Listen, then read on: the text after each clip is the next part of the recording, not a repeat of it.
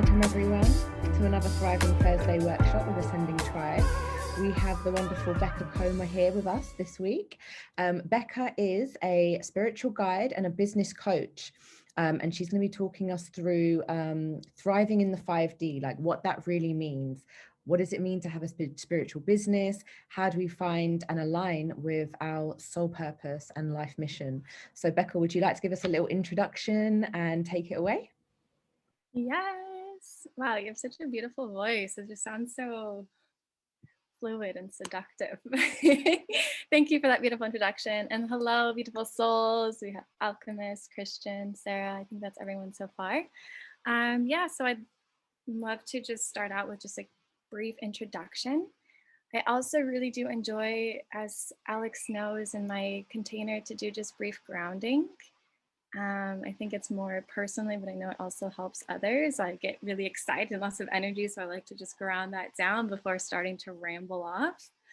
So just real briefly, it's part of my introduction is to just, if you have a space you're in where you can close your eyes, if not, it's okay. It can be whatever type of grounding meditation this will serve you in. Just finding a comfortable space and closing your eyes. Gazing your eyes up to your third eye, right in between your eyebrows, with a little bit of maybe a strain that you may feel. Connecting to infinite's source, to our higher selves. Now starting to bring your awareness to your breath as you're continuing to gaze into your third eye. Breathing more deeply, inhaling through your nose and out through your mouth. Again, a deep inhale through your nose, out through your mouth. One last time, deep inhale, holding at the top, gazing at your third eye, holding.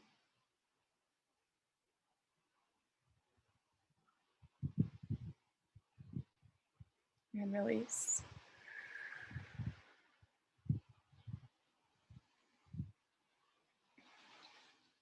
And just clearing this container that we have created, co-created, removing any negative energies or entities in and around this container and replacing it with love and light and highest consciousness.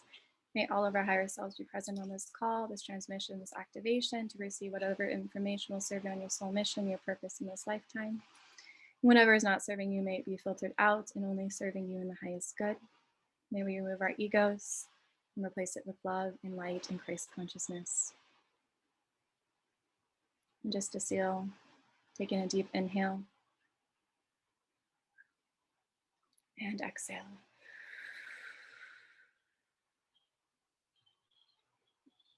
And coming back, opening your eyes. All right, welcome back. Thank you for receiving that, allowing me to share that. And so that kind of goes into who I am.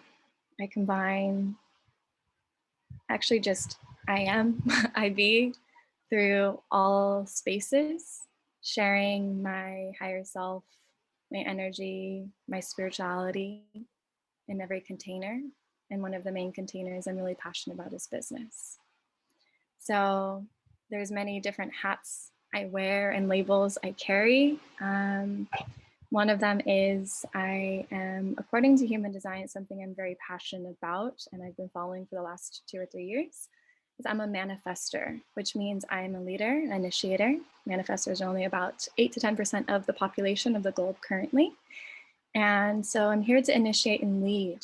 And further within that, my role, my mission on this planet, according to the human design and many other systems like astrology, I Ching, numerology, have all come back to leadership and bringing together unique groups of containers of individuals that are here to elevate consciousness. So how I apply that in the physical world and the 3D reality is I am, once again, a business coach, a spiritual business coach, And I have a team with me, and we have a business mastermind called Spiritual Business Alchemy. And that is something Alex is participating in. And also we have another collective container called Oshun Collective. And that is a container we recently launched. It's really just serving and elevating consciousness, providing tools for all souls, no matter where they are in their awakening. And also what I call like a new earth leader. So I live in Nicaragua. I moved here during COVID, or my intuition led me here during the pandemic. I ended up leaving everything I know behind back in America, in the US. So I was traveling, ended up being permanent in Nicaragua, sold my home, sold my car, sold like 99% of my belongings while still being in Nicaragua, and left my old life behind in order to anchor in the new earth. So I'm also working on building communities with other like-minded souls and friends. And we're into permaculture, sustainability, regenerative communities, economies, cryptocurrency, and all different types of systems to really anchor in how we can live in a more sustainable and heart-centered way. So those are just some of the roles that I am expanding in. But today we're going to be talking more like just from the holistic perspective, what I'm passionate about and why I'm doing all these projects is 5D and our soul mission. Any questions before we move on? No, all good. Cool.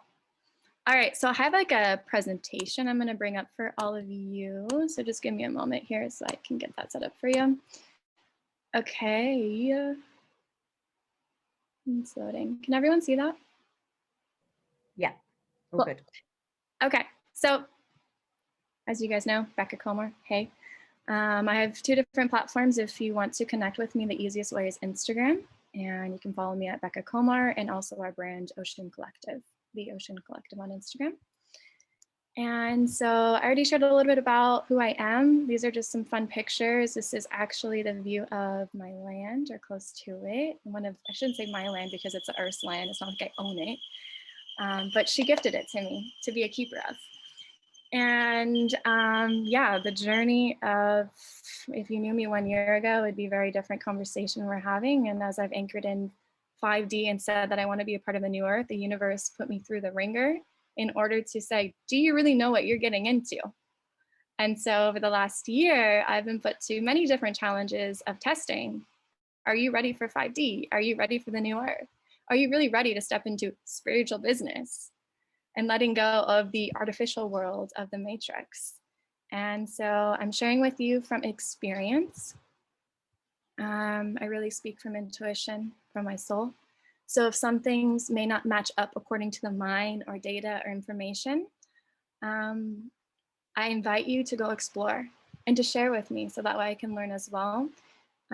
So this may be less of the factual data scientific and more of experiential, of what I can share with you from my journey of my life and how it can help inspire and support you on your soul mission in your journey in this lifetime.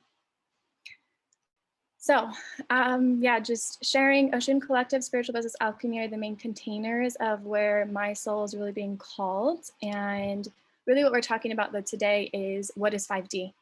And there's so many conversations right now on what is 5D. And I think there's 2 different definitions or things we can talk about. There's 5D 5th density, and there's 5D 5th dimension. So we're going to be talking about more of the density of the energetic frequency today of what is 5D density consciousness. And I have a really simple model right here. I am not an expert. I will let you know that. It's more of, for me, a vibration of feeling. I know when I'm in it and I know when I'm not in it. And so 5th density is about, as it says, pure energy. There is no separation. We tap into oneness. So the 12 spiritual laws, the number one law that then carries on all other 11 laws is the law of oneness. It means that we are the universe and we are a reflection of all other things. I am a reflection of the tree. I'm a reflection of the plant. I'm a reflection of you. You're a reflection of me. There is no separation. And so when we are anchored into that frequency, there is no separation, because the ego is separation. And the ego creates separation, which is where we're currently living in on the planet, which is in 3rd density. So that is the main difference between when we are in 3D, third density, and when we are in 5 density. And quite honestly, for me, I see myself bouncing between the two. It's not like I've made it, I am enlightened, and I'm always in 5th density. No, my ego still chimes in and brings me back to my human self to humble me. And that's a part of why we're here, especially as we shift into the Aquarian age. We're really learning how to anchor in the 5th density. So there is also the 4th density, which is more of what I've learned, and maybe you've heard differently. I'm always interested to hear different perceptions or perspectives. 4th density is more of a bridge between 3rd and 5th. So it's not somewhere that we're constantly in, but it's a place to learn and explore and expand.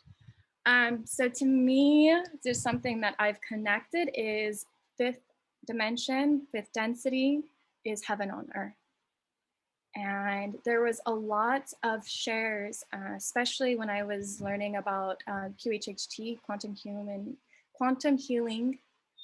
hypnosis therapy, that many people started seeing visions of the new earth and heaven on earth. And this was even like the past 5, 10 plus years. And Dolores Cannon was the one that shared a lot about QHHT and these stories. And then other practitioners were sharing too, like they were seeing this heaven on earth. And it was almost like something that we were just magically going to go into a vortex and embody. And as we have shifted our energetic frequency of the planet, it's become not something that we have to achieve and get to. It's something that we are currently able to tap into and embody here and now. And so heaven on earth is, to me, the 5D. When we're tapped into that frequency of love and oneness, we are in heaven on earth, and our reality reflects that. And so, like right now, I'm living in heaven on earth when I allow myself to look at this view and say, wow, I'm literally living in the middle of a crater in Nicaragua with everything I need. A beautiful lagoon that transformed over 1,000 years ago from an eruption, with fresh water that's warm and cleansing, surrounded by fresh air and food that grows abundantly. This is heaven on earth. But then when I'm in my 3D mentality, I'm thinking, why can't life be easier? Why is it so hard? Why do I have so much to do? I need to make money. What's going on? Nothing's working out for me. And that's the switch between 3D and 5D.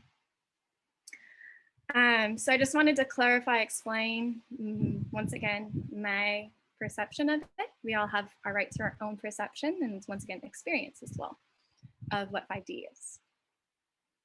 I'm not checking comments or questions or anything like that. So is there anything coming up for people in the chat, or anything that's feeling live for you that you want to share?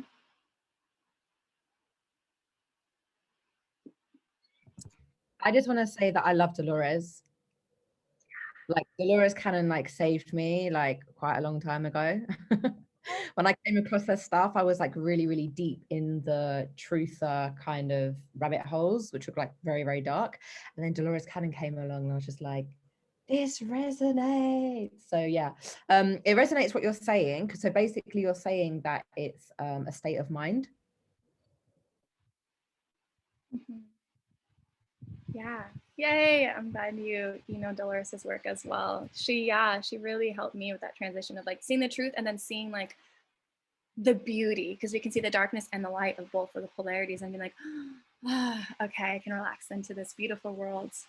Purpose as well. Like she really showed and explained the purpose of the darkness. And that's kind of when my perception changed as well, or started to, shall I say. It's always evolving. Same. Thank you for sharing that. Lovely. So now we're transitioning. I'm going to share 5D and then soul mission. And then we're just gonna put them together, because with separation, there's also oneness. But talking from the logical mind, I'm just gonna keep them easy and separate until we combine. So let's transition over to soul mission, soul purpose. Everyone's talking about it. Find your passion. Which is funny because my first group coaching program I launched 2 years ago was Passion to Purpose and Passion to Profit. And I was like, I'm going to help people find their purpose and turn it into a profitable business. And I still do that, but it's coming from a more of a 5D mentality of service and oneness versus like, I need to make money and get profit off of what I love. So soul mission is once again an exploration I'm constantly learning and exploring.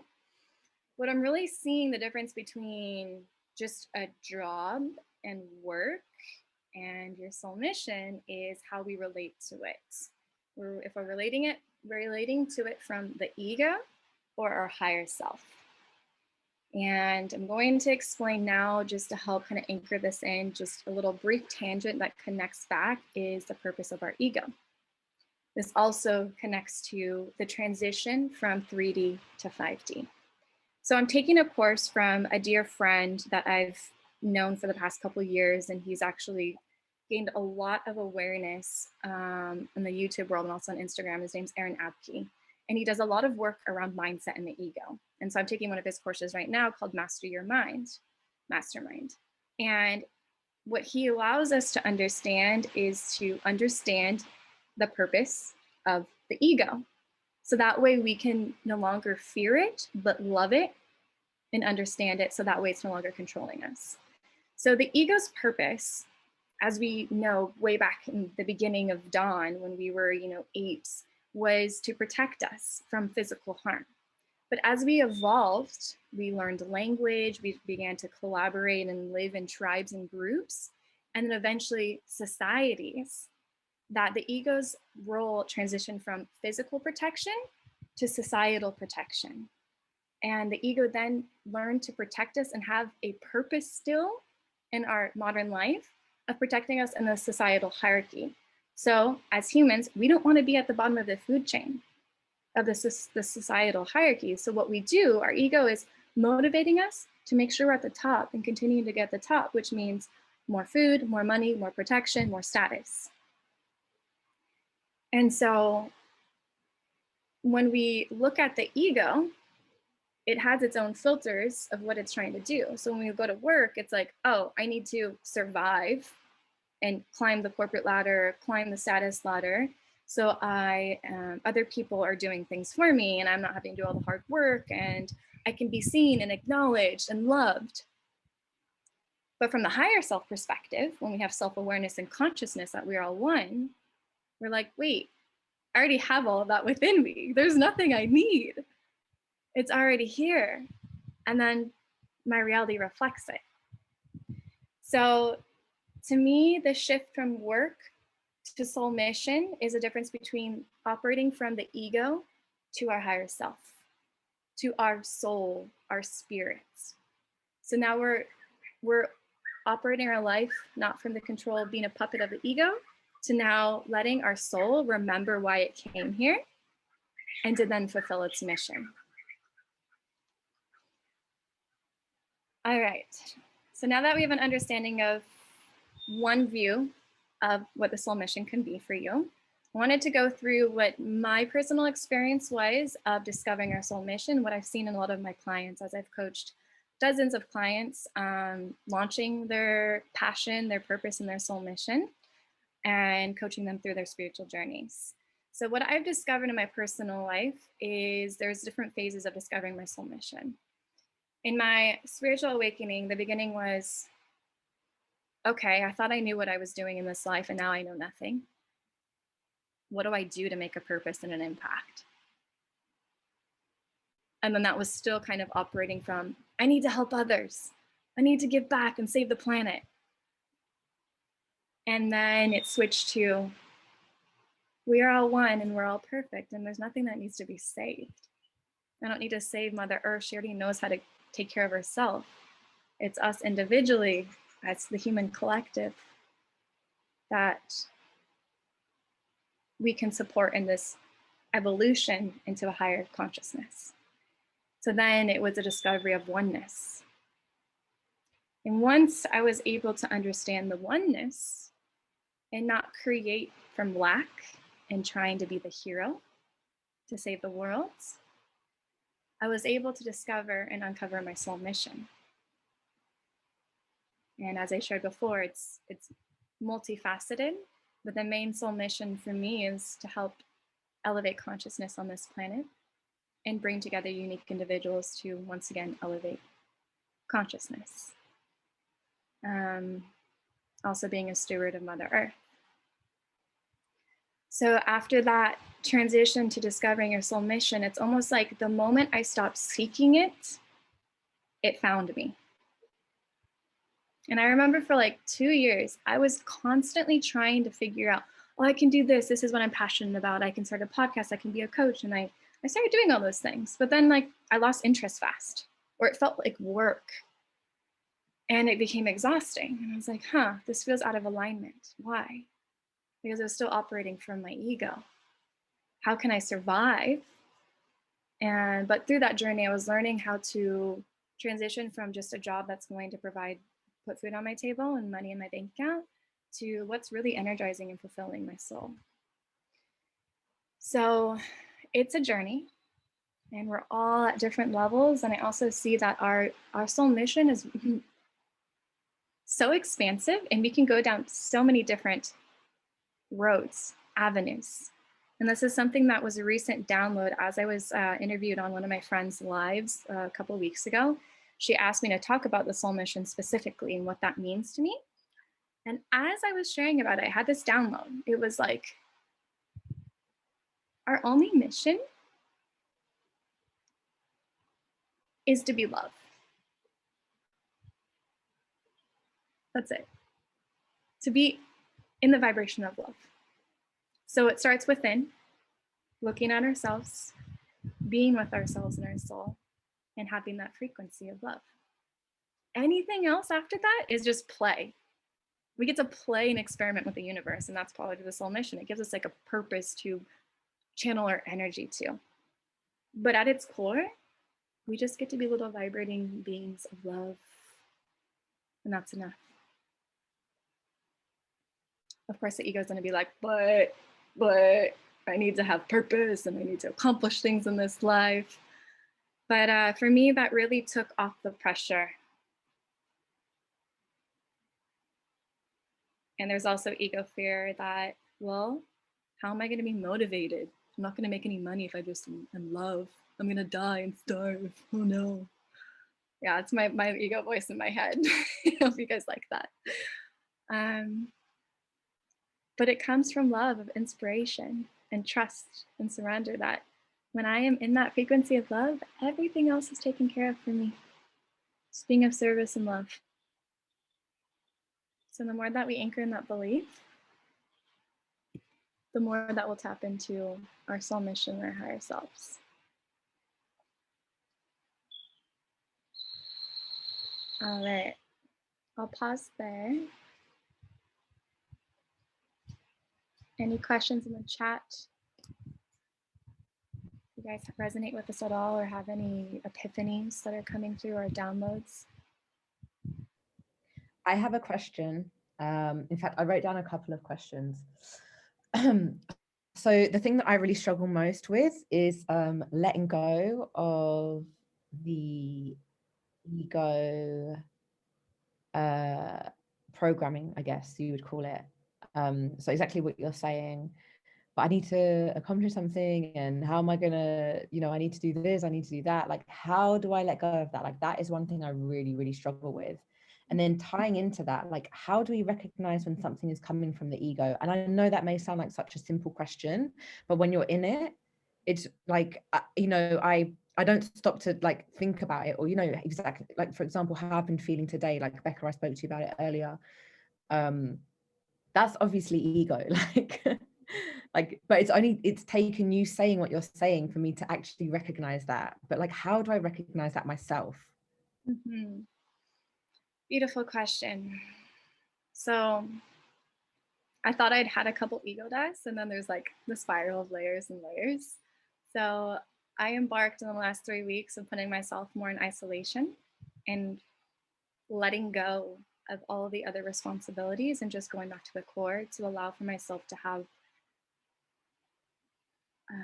more awareness of my ego and to not let it control me, because it was like coming back again of like, okay, you need to be doing and work and survival. So I can share what my friend created, and it's really helped me.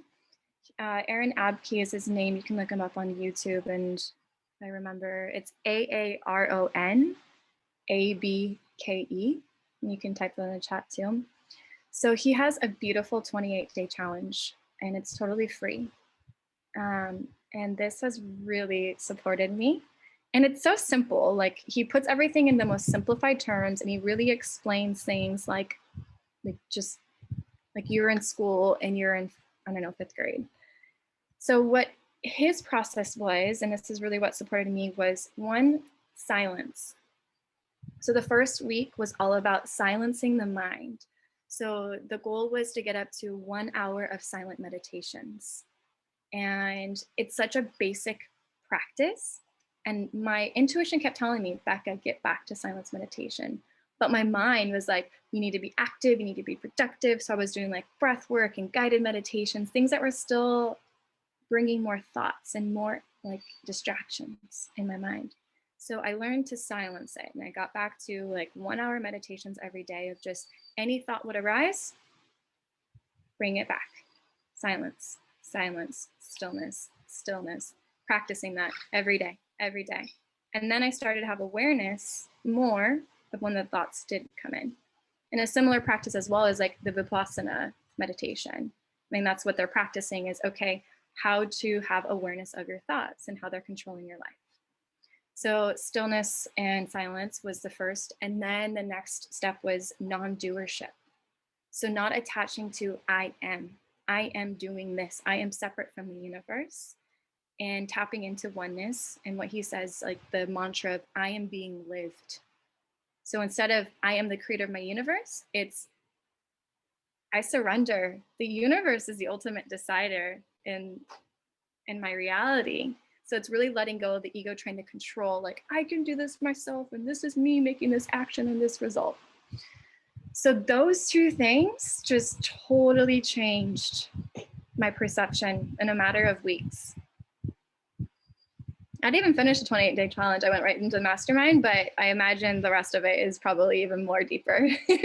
So I invite you to try that. That's really powerful, yeah, because I don't silence my mind enough. But the closest thing that I've experienced to what you were just saying was when I'm reading. I noticed that I've read a paragraph and it's not gone in, and then I'm like, oh crap, because I was thinking about what I'm going to have for dinner tonight, or what I'm going to be doing tomorrow, or like that I need to reply to this email. And so then that I found reading really helps me to kind of practice like being aware of my thoughts and then bringing it back. I guess like reading for me is a type of meditation. I do struggle with the silent mind, like sitting in silence, meditating in silence. Yeah, it's quite a struggle, but I will give it a go. Yeah, and it's cool that you're now seeing that the reading can be a practice, because it could be simple as that, then using that as a tool to bring awareness to the mind. But yeah, it's like, it's so simple. This year for me is all about going back to the basics. So yeah, and by all of you, it's really beneficial. Okay, any questions? Anything else coming up for people?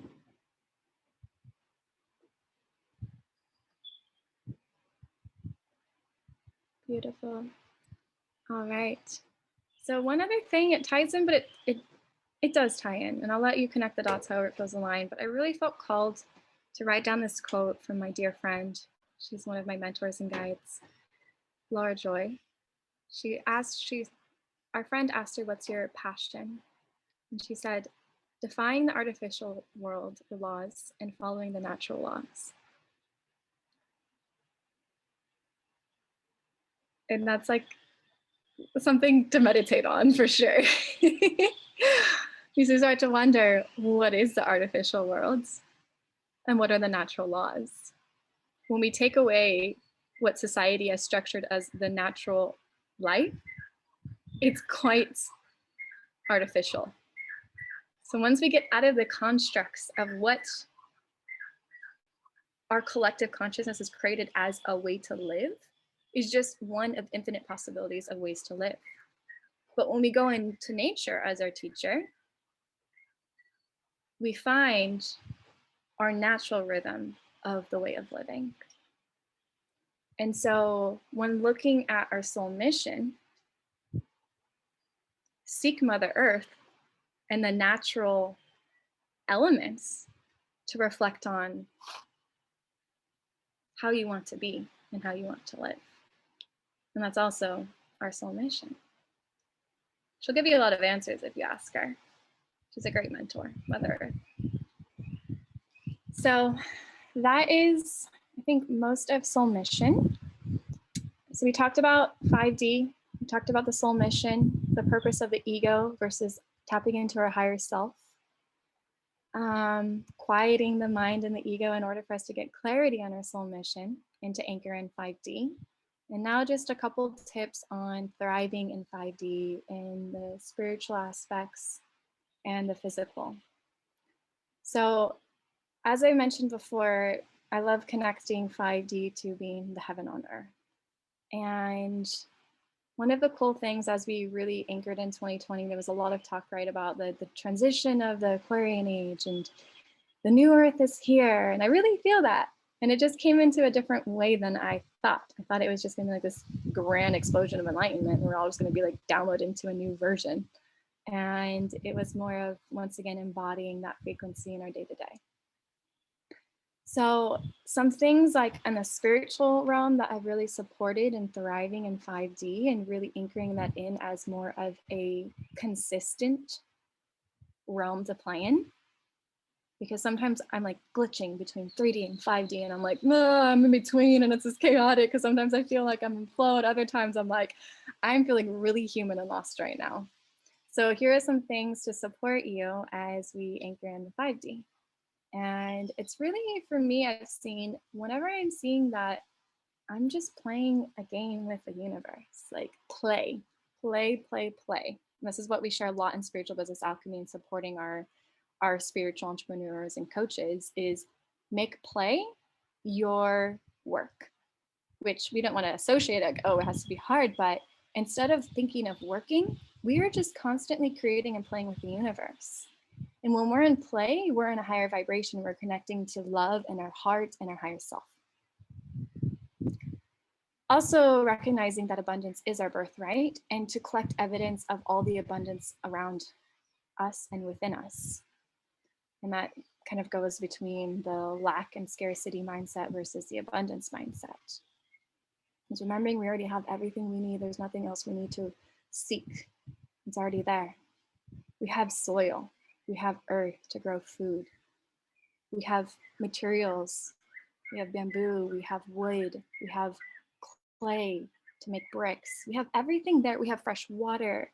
Like everything is already there for us. It's only the ego. It's like, well, I need a car, I need clothes, I need this, I need that to survive. Do we? No. So I went through an ego death of stripping away everything. And I lived in a permaculture hippie community where I was running around naked, pooping in a hole, and having the best time of my life. And that was a moment I let go of the attachments and realized heaven is on earth. Like this shit is real. And it's so easy, guys, like so easy. It's just getting rid of all the ego and the attachments. So that's a great way to thrive in 5D is let go of your attachments, like cut those off. You don't need them. And then you're free and you're light, and then you can be at a higher frequency because of the lightness you're feeling. Also, looks like there was a comment. Yeah, Issa said that doesn't sound easy. Yeah. If you want to think it's hard, then it's going to be hard. He said, how can I do this without a permaculture or hippie community? Oh, beautiful question. Part of me wants to reflect that back and let your own guidance guide you on that quest, because you will get the answers. And it's different for everyone. Like some are more extreme, like me, is like selling everything and going to a permaculture community. For others, it's starting with like minimalism, like going down to 100 items, or, you know, taking one thing that you felt attached to out of your life and realizing, once again, the evidence that you don't need it. It could be as simple as coffee, or like I stopped using shampoo, conditioner, makeup, shaving, like any area, I just stopped in order to just like detach from what was creating guilt or pride, which is the ego's control. And so it could just be one simple challenge. Just pick one thing, and start with that. And from there, it just becomes a fun game. And you get much more empowered. So I'm excited to see where that takes you. Thank you for that question. So thriving in 5D as well is a reminder to create and serve. So creativity is once again tapping back into our inner child, playing, having fun, creating, and serving. When we're aligned to those, everything comes to us, right? It's not the opposite of, I need this, therefore I'm going to do this and you're going to give me that. It's, how can I be of service and experiment and play and trust that I am supported, which is the ultimate surrender. And I will be honest, and sometimes I'm really aligned to it, and then I get amnesia and I forget, and my ego takes over, and then I have to come back and be like, okay, tapping back to the highest frequency, because this is 5D business, is when we are connected to creativity and service. But in the technocratic current society, we're going through a big ego death battle of numbers, money being the most important focal. Money becomes the prize, and service is how we get there, versus service being the focus. And we will be energetically supported through resources, one of them being money. So it's switching that perception or perspective. Thriving in 5D is also really about surrender, and I've shared this quite a bit, and letting go is the form of surrendering, trusting that we are taken care of, we already have everything we need, detaching from things, the control that we think we're safe. So one of my team members and I initiated, and this is something that one of my business partners and I started doing 2 years ago. We play a game that she created. Her name's Kaylee. She created this game called Intuition Expedition. And it's all about having no agenda for your day. Maybe it's even a half day. And you jump in your car and you go walk out and you stroll around if that's permitted and where you are, or even out in nature. And you let your intuition guide you wherever that goes. You're walking and you're like, okay, but the beach is that way. And your intuition's like, no, go this way. And you're like, but destination. And it's like, no, go this way and see where it brings you. And then suddenly you see, wow, a hummingbird just landed right next to me. And then it gave me a sign. And then 5 minutes later, I'm walking and I see an Ace of Hearts card just laying on the floor. And that's a message for me too. And we're just playing. And that's part of surrendering. It's not letting our mind control us to the destination, and just playing with the universe and seeing where that guides us. And usually we find our answers through surrendering and not knowing where we're going. But that next step of, okay, I'm just getting out and I'm co-creating with the universe. So that's a fun way to experiment with surrendering. And then also connecting with Mother Earth, connecting with nature, always great way to just instantly bring us right back into 5D. Like, it's a portal. When we tap into her energy, it's like she will just bring us back, ground us. So if you're one that doesn't feel grounded all the time, just get your feet on the ground, go sit under a tree, go hug a tree, go just take a couple deep breaths outside, touch a plant, tell it I love you. And these are just simple ways of thriving in the physical and the spiritual realm of 5D.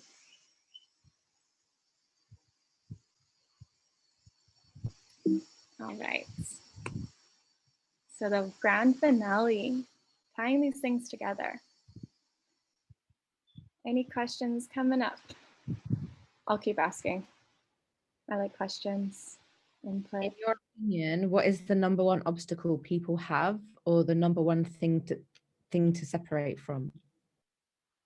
The number one obstacle people have, or the number one thing that we need to separate from, is that the question? Yes.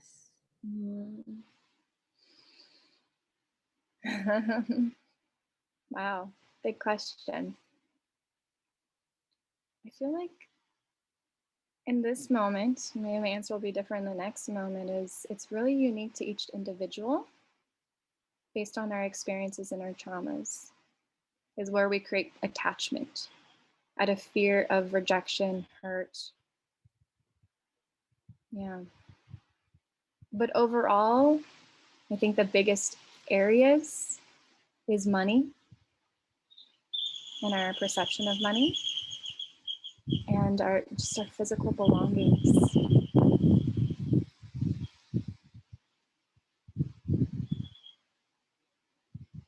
Also, dependency on others, love in an unhealthy way. And this could be just my journey of what I've been really purging in the last year, is those main themes.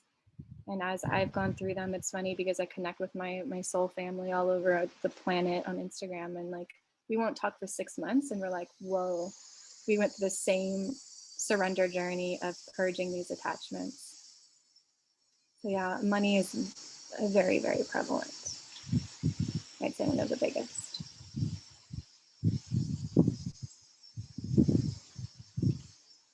Great question. Anything else? I just want to go back a little bit to when you said about the guilt or the pride feeling coming from ego. Mm-hmm. So that would also be like quite a clear indicator if nothing else really.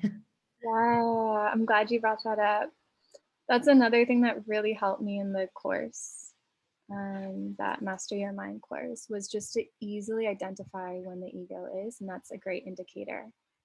And so if you recognize the pride or the guilt, then from there you can go into self-inquiry and ask, what am I trying to protect? Is it my identity? And typically it is. It's the separation of I am this. So yeah, those are really good indicators. Guilt or pride. That's how the ego is operating. When it has those two things it can hold us onto, then it'll have the control of our life. And a bit of a similar question to Issa's previous question. But do you feel it's possible to live in the matrix artificial construct in a detached manner? Like you were saying that you went to the commune and that really helped you to detach and really see, but like, is that possible to do if you're living in this artificial matrix? Because I can feel that, like, had I have gone to that commune, it would have been easy for me as well in a way to kind of let go and detach a lot more. I think the real challenge is learning how to do that whilst staying in the system. But then it's like, then do you need to let go of the system? Do you need to move away from the system? Is the system the issue? Like, I don't know. These are all the questions coming up right now. Yeah, I love those questions. I've been reflecting and learning a lot about that through my own journey this year. And my partner and I talk a lot about this.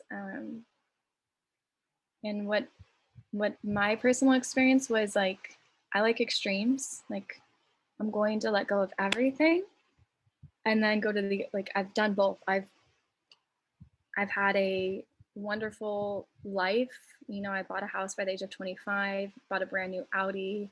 I was at the top of my sales career, had everything, and was attached to my image and my job, my house, blah, blah, blah, blah, all the labels. So I really, really went deep into one direction, and then I let go of everything with, like, letting go of everything to find the middle path. And the middle path being allowing, without the guilt or judgment of ourselves, where we are.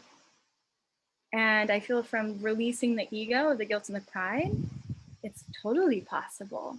And the more that I explore what heaven on earth can be, it's not like we need to all go extreme and let go of everything and live in villages and huts, but how we can not be attached to the material worlds, but still use them as tools. So it's just our relationship to it, not attachment. So I think it's totally possible, and I've seen in my own life where I can now play between have a luxurious hotel for a month and then go back to living in a tent. I love both. That makes sense. Going back to the pride and guilt thing, something that just came up is guilt seems to be so much more difficult to let go and release and forgive yourself or myself, should I say.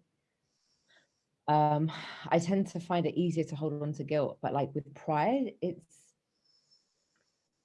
I don't know, like that's such an interesting thing because I feel like I'm gonna have to look out for that one a lot more, or I'm just not as attached to that, or when I notice it, it's easy to let go. I don't know, I'm gonna have to mull on that one, but guilt is a big one for me. Same for me. Yeah. What's the question? I accidentally muted myself by accident when I was asking the rest of the question. But I was going to say, like, how do you advise on releasing guilt when, I don't know, it's just, especially when you're, because that all ties into self-love as well. And if you're not there, if you're not in that space of loving yourself, like that guilt is just gonna stick. And that's been my experience, if I'm honest. Mm-hmm. I can totally relate. Yeah. Yeah, I felt more operating and motivated, my ego motivating me by guilt rather than pride. But then as I reflect, I was like, actually, I was carrying a lot of pride as well. As I really dug into it, I was just like, oh no, I'm playing the victim role. But really, I was very prideful too. And it still comes up. So I thought it required more self-love to counter. But as I'm exploring with this more, and this is my experimentation even now, I'm still going deep into this work, is neutrality. So the love for myself is always there. I don't need to love myself more. It's just removing the thoughts, the negative thoughts, the ego, so I can see that love for myself. That's eternal and always present. So once again, stilling the mind, observing the thoughts, and it'll be there. Okay. If that, yeah, it's like a Buddha answer, but it works. It just, then it's like, it really is the story of my life. I just like keep coming back to that simple answer of like, do the thing that you're not doing, Alex, is the answer, basically. Relate. I was like kicking and screaming, like, no, I don't want to just sit down in stillness. And it's like, but then I have 24 hours in a day. What else am I doing? I want it to be easy. I have this thing of like, I just want it to be easy. I want everything to be easy. And in some sense, I'm like, well, yeah, like it can be easy. It can be easy. I was, you know, that you were talking about in the beginning that you were interested in the human design. Is that similar to Gene Keys? Is it the same? So from what I understand, human design integrates gene keys, but it also has other ancient wisdom and modalities like I Ching and Kabbalah and astrology intertwined. Okay, so I basically came across this video from Richard Rudd of Gene Keys this morning about worry and how to release worry, basically. And it was like quite fitting because I woke up not feeling great, you know. And something that stuck in my head that he said was this quote or this saying, easy is right. If it feels easy, that is the right path. And you know, we're so conditioned to feel that these things should be hard. And even like now when I'm like hearing myself talk about I want it to be easy, but then actually it is easy. I'm making it hard for myself. Just sit in silence, you know. But then in my head, I'm creating that, but it's hard. But why is it hard? I'm telling myself it's hard. I'm making it hard for myself, you know, it's not actually hard. So yeah, this is like going around in a little loop right now. It's like I don't know what the point was that I was trying to make, but it's just like, just here, I just had that little reminder in my head as I was saying to you, I want it to be easy, but it's so hard. And I just thought to myself, actually, is it? Because easy is right. Easy is right. So yeah, And that's going that's what with I'm trying to. natural flow. It's such, yeah, yes, that was my epiphany recently again. And that's what actually helped me go into action, was seeing that this work, the spiritual work, was easy, fun, and playful. We have some comments. Could say the same for business as well. Yeah, Issa's saying, because you are looking at the duality of man, the flesh wants wrong, the higher self knows it's easy. Yeah. Mm-hmm. That's part of our evolution right now, is that shift. It's like the old story that things, we have evidence that things are hard. It's hard to make money. It's hard to survive. Our parents, our grandparents went through the war and there was fighting and we have to protect ourselves. And now it's like, but why? Why are we perpetuating that story? But it's like our mind wants evidence because it hasn't happened before. We have no evidence to prove it's been easy. So it's easier to feel safe and it's hard and not do it. So with 5D, we're coming out of duality. Is this what it is? Yep. So we're moving more into unity. Yeah. So there is no, like, is there duality within the 5D? Or it's, I'm just trying to imagine. Yeah. It's like just when we're sinking into theta state meditation and we feel infinite love. That to me is 5D. There's just love. Yeah. Because with love, we can't have separation. With love, there can't be fear. And fear is creating the duality in our reality.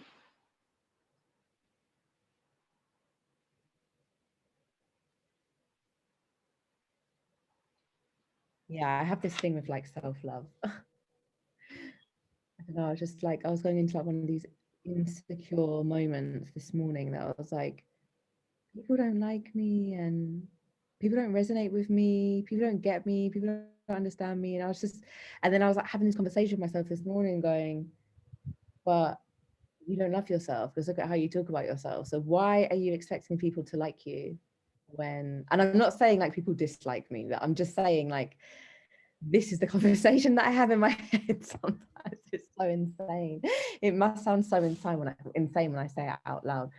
I was like saying to myself, why would you expect people to like you if you don't even love yourself? Because when you are in a frequency of self-love, that is what is going to be reflected back.